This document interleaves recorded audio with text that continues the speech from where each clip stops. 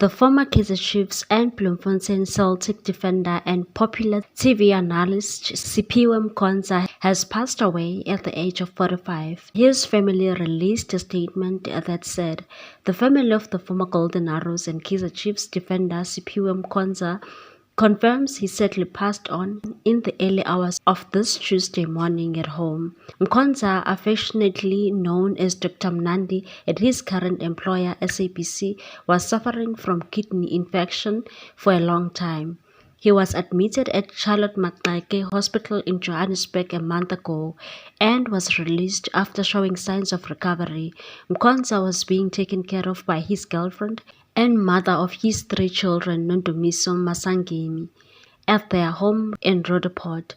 The family wishes to thank his former employer and his colleagues at SABC, fellow football legends from the stable he belonged to, and friends for their support during his illness. Mkhonza is survived by his children, his father, Joseph Skeshekeshe Mkhonza, who also played for Chiefs, his mom, Pendile Mkhonza, and his brother. The family will communicate further details regarding funeral arrangements. Mkhonza began his career at Celtic in 1999 and turned out for Ria Stars and Lamontville Golden Arrows before joining Chiefs in 2004.